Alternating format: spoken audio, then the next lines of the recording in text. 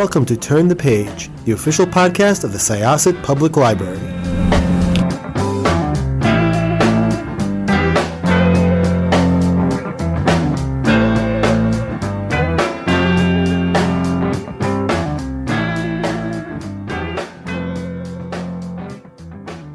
Hello, everyone. Welcome back to Turn the Page. I'm your host today, Jen, and today I am joined by an extraordinarily accomplished writer who has written across several media, several forms, several genres, and a teacher of writing who has written an incredibly insightful and influential book on the craft of writing. It's an incredible honor to be having this conversation, and we are here to talk about a beautiful book. So welcome. Could I ask you to introduce yourself and your book, please? Thank you so much, Jen. Well, I'm Janet Burroway, and you probably, if you have ever heard my name, it's most likely connected to writing fiction or perhaps imaginative writing, both of which are used in a lot of colleges. I'm retired. I've been retired for a very long time, and it's true that when you're retired, you can write more. And as I have told my students, and I have now lived, the great thing about being a writer is that you never have to give it up. You can keep going. Unlike being a sports figure or even, well, I don't know, rock stars are pretty good. Anyway, so it's a good life. It is. Yeah, it's incredible the amount of things that you have written and as plays, novels, short stories, children's books, poetry. Um, is there a form or a genre that feels most like home to you? Is there a form that you tend to return to the most, or where do you feel where do you feel the most at home when you write? Yes, there is. I do feel most at home in the novel. It may be because I'm long-winded, though I'm getting better. Um, I I can't actually tell you why it's the novel. I started out as a poet, and then I thought I was going to be a playwright, and and and got into writing a novel starting when I was a senior in college, and and I don't know, have never really stopped thinking in that large form. And in that form, you're known for experimenting with technique and with voice especially, and you can absolutely see that on display in Simone in Pieces. The most ever, yes. Yeah. And I'm curious, if there was an inception point for the novel, was it the character herself, or was it a particular mode you wanted to experiment with, a mood, a theme? Where did it all begin?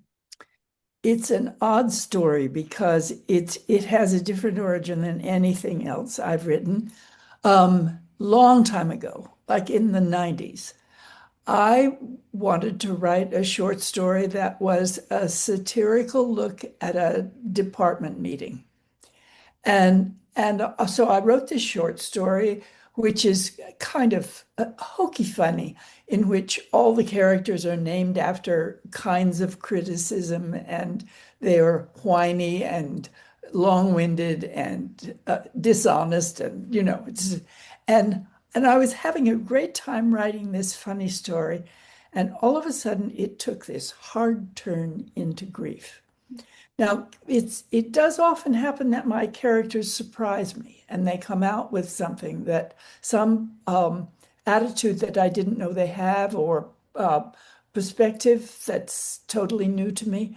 But this was the whole story just went right round into this memory of a terrible time in the narrator's life.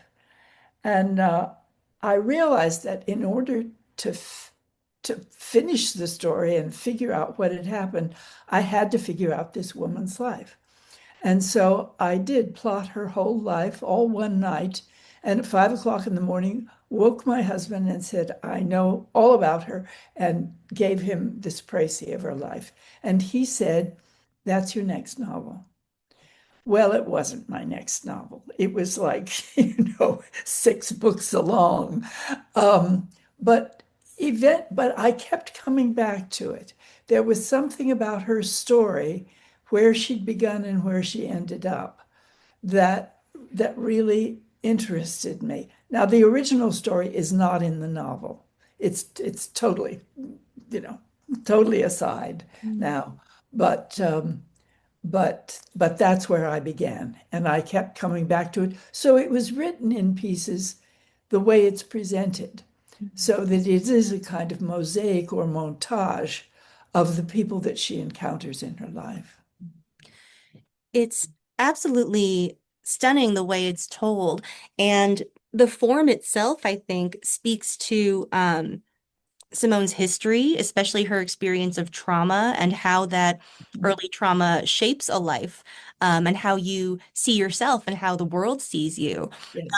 To what degree, yeah, was that experiment with form? Was that informed by the interest or the desire to explore trauma in that way? And was there any other research or insight into trauma that sort of guided your shaped the story in that way? It's an interesting question because I hadn't thought of this before, but I think in a way the form came first Mm. and the trauma came after. In that, I mean, in some ways that isn't true, but I do know that, for example, the first bit that I wrote is the first bit of the novel. And it was from the point of view of the central character.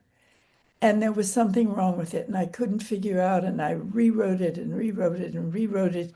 And then I realized she couldn't tell this scene because she doesn't remember it. And so the idea that the traumatic departure from Belgium after the Second World War is so traumatic to her that it's all wiped out, which I then read up on, of course, and is quite true. It, often happens that memory is wiped out that way when it's sufficiently traumatic. And it's fascinating too, I think, how a memory that can be sort of lost to you or hidden away can still shape your life and your relationships so much. Um, we meet Simone from a variety of perspectives, all sorts of people who she encounters, whether it's sort of short term or long term. Um, Right. I'm curious about developing all of those witnesses, let's call them, Yeah. and their voices. Was there somebody who was the easiest to capture, and was there somebody who was the most elusive to you? Oh, that's an interesting question too. There's a little scene in which Simone and her new husband stop for gas in Nevada, and that gas station owner tells the story.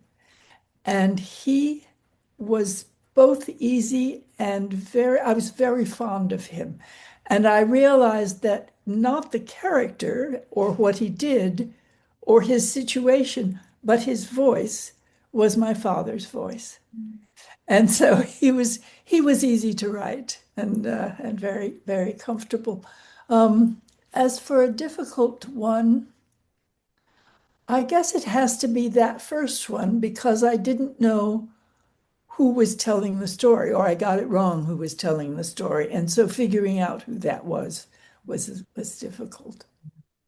It's so interesting because, you know, seeing Simone from the outside, from all these different perspectives, and getting closer and closer to her, um, it's at once deeply subjective and Yeah. it also has a very like almost objective documentary feel to it. Distancing. Yes, it is. It is. Walk. Well, I think, in a way, when I started writing in these various voices, I did see that because someone has lost her memory, what she has to do to have a self at all is to put together the pieces, the snippets that she does remember, and her current encounters. And the encounters become a kind of sub metaphor for the pieces. She has to put these pieces together. And I think life does occur in encounters, some of them just very lightly touching us, and some of them very deeply touching us, and some that have an effect that we don't know, that we never know, and there are pieces of memory that never come back to her in this novel. The reader knows that that's who that was and that where that came from, but she doesn't know because that period is difficult for her. Yeah. It's I've always thought of there's a paradox at the heart of trying to tell stories about trauma because trauma is in some ways like ineffable or Yes. undescribable, and your task is to describe it, you know. And Yeah. what this feels like to me is that it captures that truth of like you're not going to tell the story of the trauma, but you're going to tell all the stories that surround it, that circle I it. think that's right. That's good. That's good. Eventually, she must understand. She must come to some kind of understanding of what has happened to her. And one of the themes that runs through it is coincidence. And there is a coincidence that helps her to make her whole self late in the book.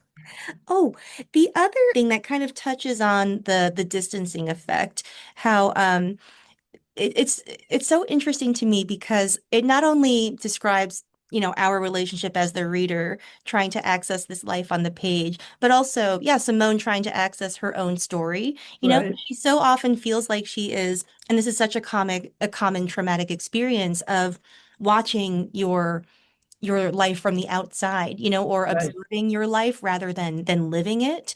Um, Uh, yeah, it's really amazing how you capture that. Um, that wasn't a question even. I just Thank you. um, so in terms of you know, how you put this together, Yeah.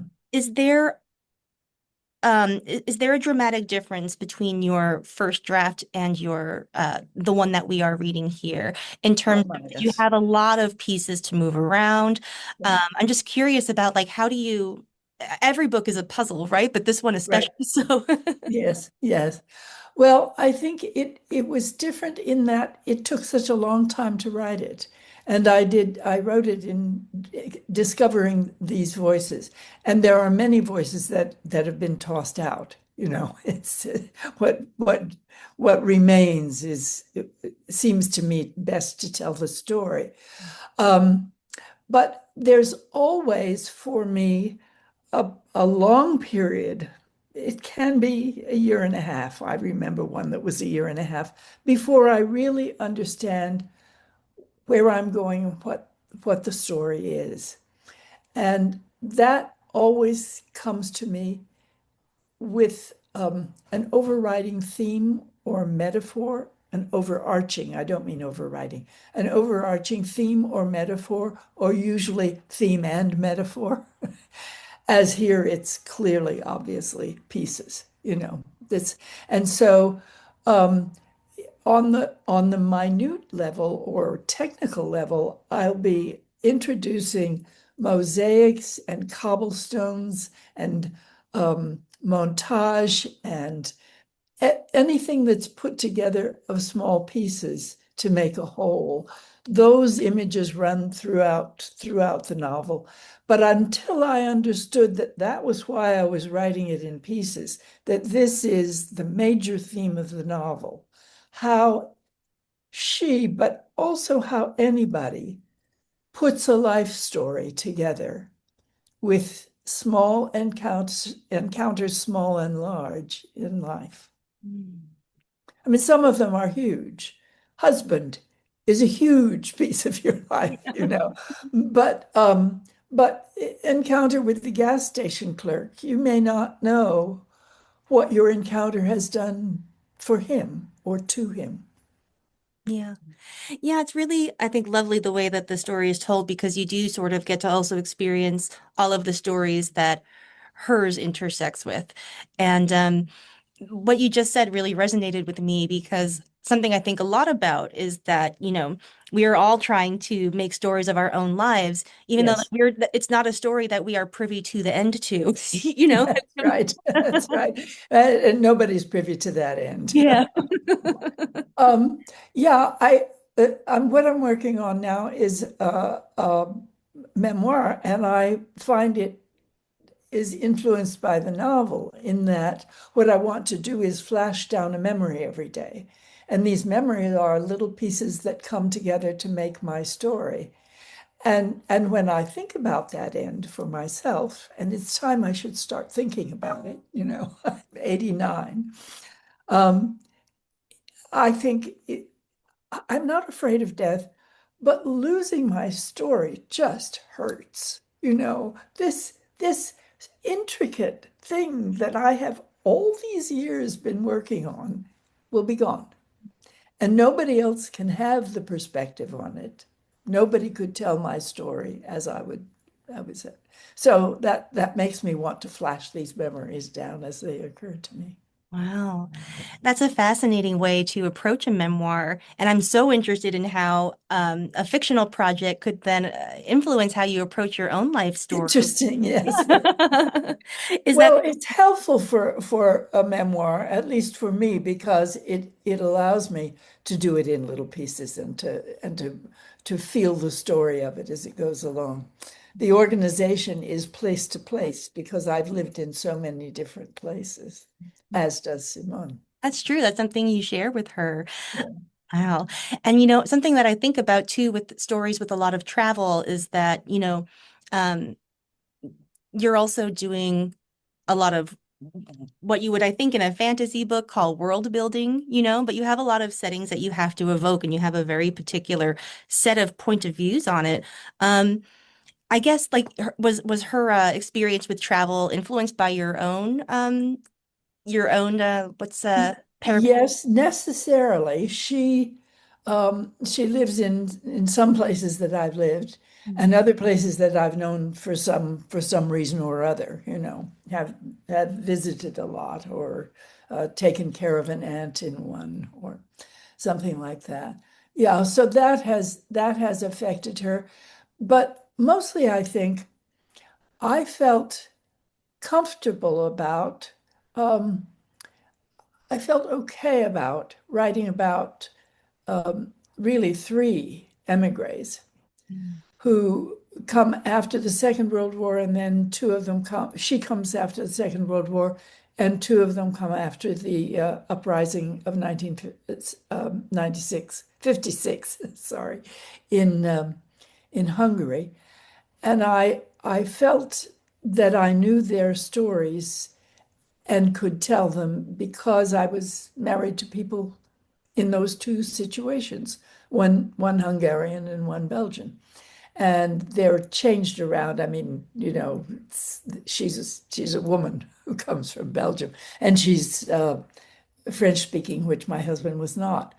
But what I knew most about was from my mothers-in-law, both of whom valued me and were valuable to me, and with whom I had very good relationships. And they could talk about what the experience of being an immigrant was. It's so interesting to me how when you write, especially over a career, you are constantly in dialogue with your own life, with the people that you've met, with everything you've Yes. experienced in the world. It's so fascinating to look inside your process and to read this beautiful book. Thank you so much for sharing your time and your Thank thoughts you, with us. Jen. Appreciate it. Thanks. Wow. My pleasure. All right, listeners, please check out Simone in Pieces. When you hear this, it'll be out in the world. So you can head to your favorite bookstore or library or website, wherever you like to go for books. Thank you for joining us. It is now time to close this chapter. It's time to close this chapter of Turn the Page. Join us for the next episode.